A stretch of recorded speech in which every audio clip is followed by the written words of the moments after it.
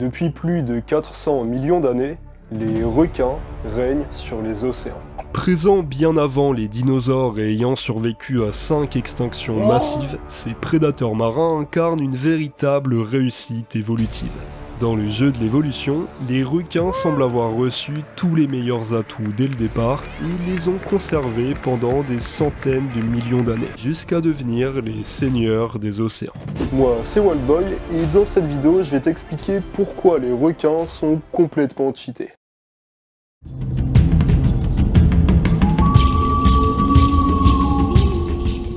Les requins sont les vétérans de la vie marine. Pour vous remettre un petit peu dans le contexte, les dinosaures sont apparus il y a 230 millions d'années. Les requins sont apparus il y a 400 millions d'années. C'est presque 2 fois plus vieux que les dinos, et pour vous dire, ils sont même apparus avant les arbres. Si une grande extinction suffit généralement à balayer la majorité des formes de vie de la planète, les requins ont survécu à 5 extinctions massives sans broncher, dont l'extinction entre le Permien et le Trias qui a éliminé plus de 90% des espèces marines de la planète. Cette longévité exceptionnelle permet une capacité d'adaptation et une résilience absolument hors du commun. Les requins ont très peu changé sur le plan morphologique, et ce depuis des millions d'années. Bon, même s'il y avait quand même quelques requins avec un look sacrément particulier à l'époque, comme l'hélicoprion et sa gueule en forme de scie, ou le Stetacanthus et sa crête de punk. En fait, tout ça, ça veut simplement dire qu'ils ont atteint un niveau d'efficacité biologique tel qu'ils n'ont besoin d'aucune modification majeure.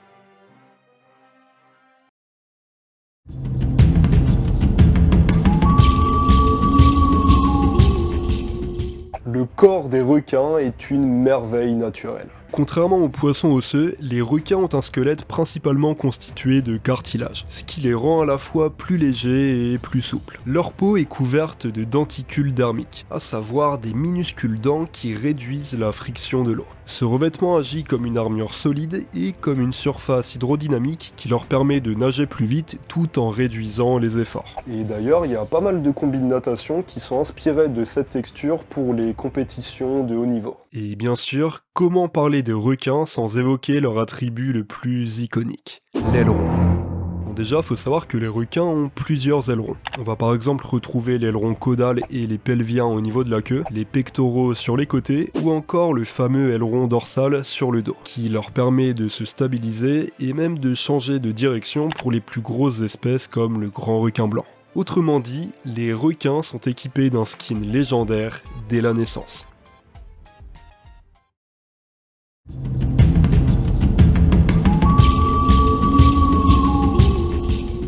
S'il y a bien une chose à retenir de Jurassic World, et c'est bien l'une des rares choses intéressantes à retenir de la saga, c'est que tout est question de dents. We need more. What? Teeth. We need more teeth. Bon là clairement je vais rien t'apprendre, mais la puissance de morsure des requins est d'une efficacité redoutable. Et d'ailleurs même pour les petites espèces comme les roussettes, toute proportion gardée bien évidemment. Vous allez me dire, vous évidemment, vieux con, 170 balais, lol, moi je vous prends tous un par un. Étant pour la grande majorité carnivores, les requins sont généralement les prédateurs apex de leur écosystème. Leurs dents ne sont là que pour une seule chose, au même titre que les félins sur la terre ferme, déchiqueter et arracher la chair. Certaines espèces comme le requin bulldog ou le requin tigre peuvent mordre avec une telle puissance qu'ils peuvent carrément exploser des éléments très durs comme des carapaces de tortue. Leurs dents sont disposées dans des rangées remplaçables, c'est-à-dire que quand une dent tombe ou qu'elle est trop usée, une autre pousse immédiatement pour la remplacer. Du coup, certaines espèces peuvent littéralement perdre et remplacer jusqu'à 30 000 dents au cours de leur vie. En gros, imaginez une épée qui s'aiguise et qui se remplace automatiquement après chaque coup porté à l'adversaire. Franchement, ce serait bien utile dans The Witcher. Et un exemple qui est très parlant pour illustrer ce phénomène, c'est bien évidemment le mégalodon qui a disséminé ses dents gigantesques un peu partout sur les bordures littorales du monde entier.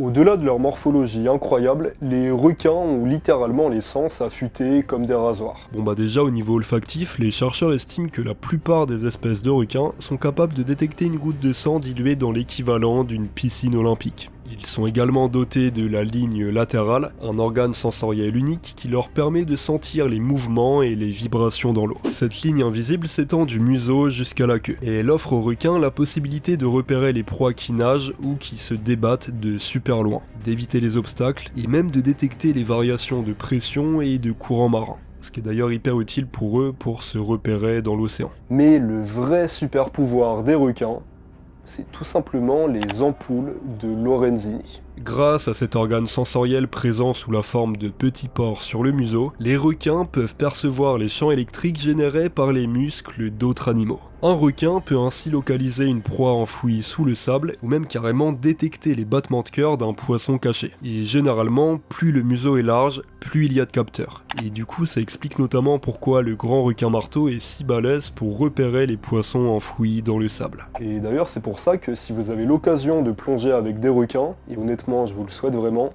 faites en sorte d'être le plus détendu possible, histoire d'éviter d'avoir des battements cardiaques trop rapides.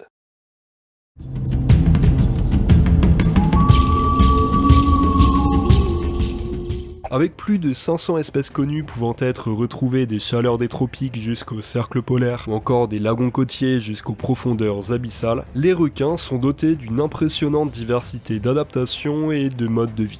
Je pourrais par exemple citer le requin-baleine, qui est littéralement le plus grand poisson du monde et qui se nourrit de plancton. Ou encore le requin-lutin qui a adapté son organisme pour vivre jusqu'à 1300 mètres de profondeur. Le requin-renard qui utilise sa longue queue comme un fouet pour assommer les bancs de poissons. Le requin-mako qui tape des pointes à 80 km/h. Ou encore le mystérieux requin du Groenland qui peut vivre jusqu'à 300 ans. J'étais là il y a 3000 ans.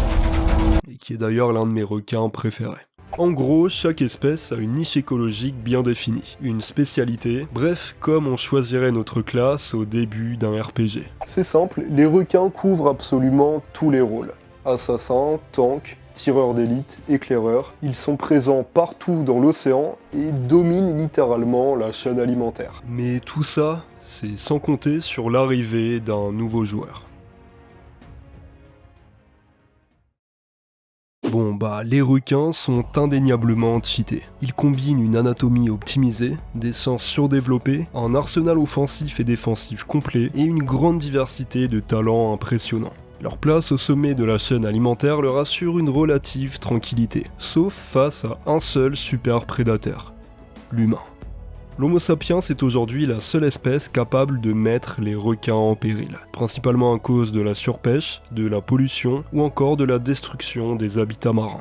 Des dizaines de millions de requins sont tués chaque année, principalement pour récupérer leur foie ou leurs ailerons.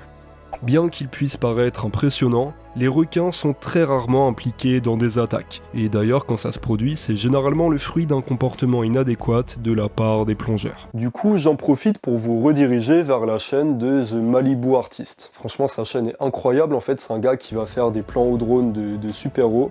Et du coup, tu vois à quel point les interactions entre les humains et les grands requins blancs sont fréquentes. Parfois, ça fait un peu froid dans le dos parce que tu vois littéralement des grands blancs de 5 mètres à côté d'un surfeur qui l'a même pas vu, mais du coup tu réalises qu'à chaque fois ça se passe très très bien. Honnêtement, je trouve ça fou parce que ça veut dire que même sans s'en rendre compte, des tonnes de surfeurs et de nageurs côtoient ces animaux sans qu'il n'y ait le moindre incident. Changeons de regard sur ces animaux sublimes et leur utilité primordiale pour la bonne santé des écosystèmes.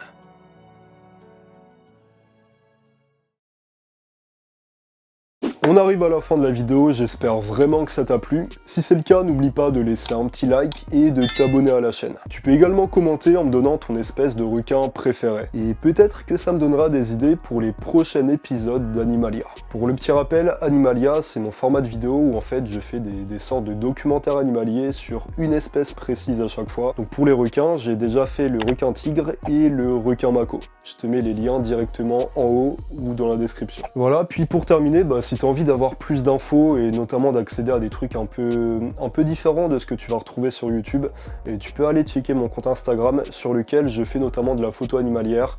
Donc là tu vas retrouver vraiment toutes mes photos et tu vas retrouver du contenu que tu verras pas sur YouTube. Voilà, en tout cas c'était Wildboy, j'espère vraiment que tu as aimé cette vidéo et moi je te dis à dans 2 semaines pour toujours plus d'aventures.